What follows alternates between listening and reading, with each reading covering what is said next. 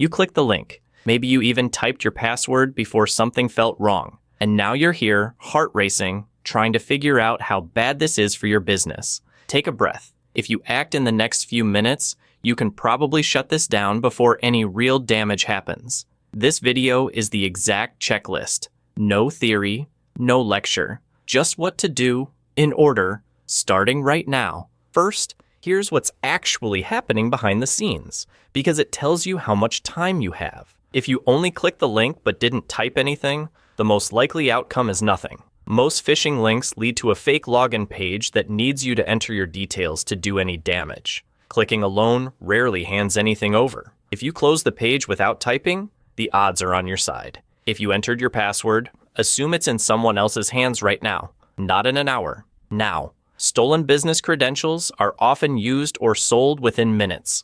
Some criminal operations have automated systems that log into the account the moment the password arrives, before the victim even realizes what happened. And a business account is worth far more to them than a private one, because inside it sits everything they need for the bigger attack. Your clients, your suppliers, your payment patterns, your invoices. If you downloaded a file or opened an attachment, the concern is different. The risk is software quietly installing on your machine and spreading to every other computer in your business. You might see nothing at all. That's the point. So here's what you do step by step. Step 1. Change the password of the account you typed it for. Right now, before finishing this video if you have to. Go directly to the real website by typing the address yourself. Do not use any link from any email. If it was your business email password, this is the most urgent thing you will do all year, because whoever controls your email can reset the password to almost everything else your business runs on.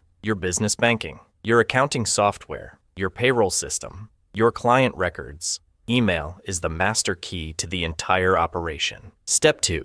If you use that same password anywhere else in the business, change it there too. Criminals know people reuse passwords. The first thing automated tools do with a stolen password is try it against banking portals, Microsoft 365, Google Workspace, and every major business service. One reused password can turn one compromised account into your entire business. Step 3. Turn on multi-factor authentication, MFA, on the account immediately if it wasn't already on. This is the thing that saves you even when a password is stolen.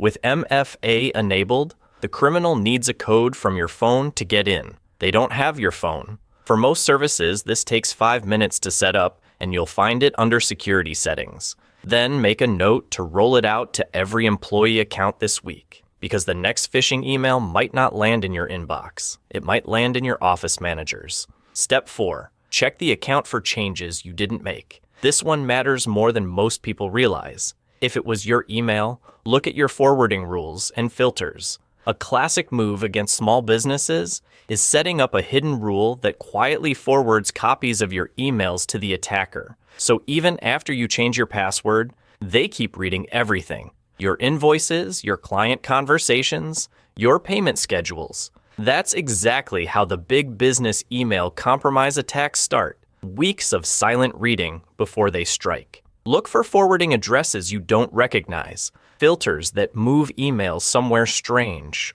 or recovery details that aren't yours. Delete anything you didn't create. Step 5. Check your sent folder and warn the people who matter. Attackers sometimes immediately use a compromised business account to email your clients and suppliers. Fake invoices, updated bank details, urgent payment requests, all sent from your real address.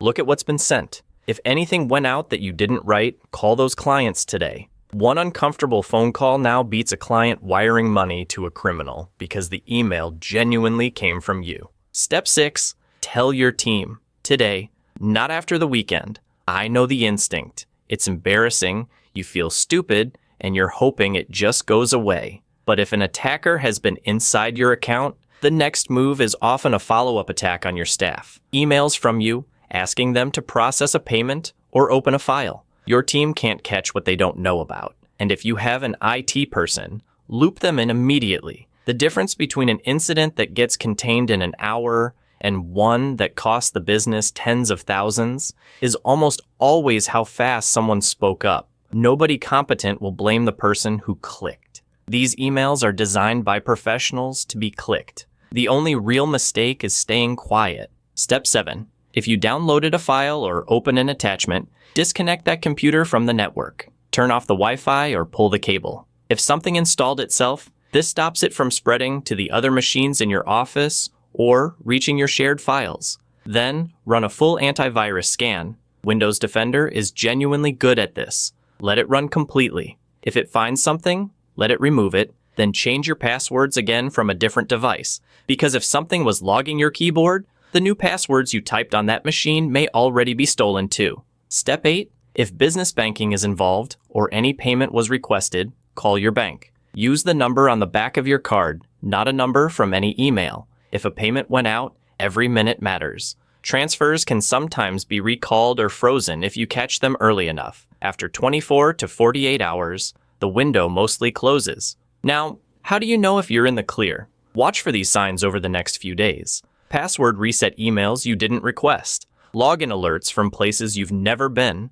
Clients or suppliers mentioning strange emails from your address. Files you can't open. Or machines that suddenly run hot and slow for no reason. Any of those means the situation is still live and it's time to bring in professional help. If nothing happens within a week or two and your scan came back clean, you're very likely fine. You acted, you closed the doors, it's done. One more thing, because this is the part everyone skips. 2 minutes on, making sure your business never goes through this again. Phishing works because it manufactures pressure, urgency, fear, authority. Your account will be closed. Unusual sign-in detected. Invoice overdue. Action required. The entire trick is making busy people act faster than they think. So build this habit in your business. When an email demands immediate action, the demand itself is the warning. Real companies almost never need you to act within minutes. Before anyone in your business clicks a link asking them to log in, the rule is simple. Go to the website yourself instead. Type the address. If the warning was real, it will be waiting inside the account. If there's nothing there, the email was the lie. And turn on MFA everywhere it matters. Every email account, banking, accounting, payroll. It's free, it takes minutes per account, and it's the difference between a stolen password being a business-ending event and being a minor inconvenience. Someone in your business clicked a link. It happens in law firms, clinics, agencies, and yes, IT companies too. What separates a bad story from a non-story is what happens in the first hour. You just handled it. Thanks for watching. I'll see you in the next video.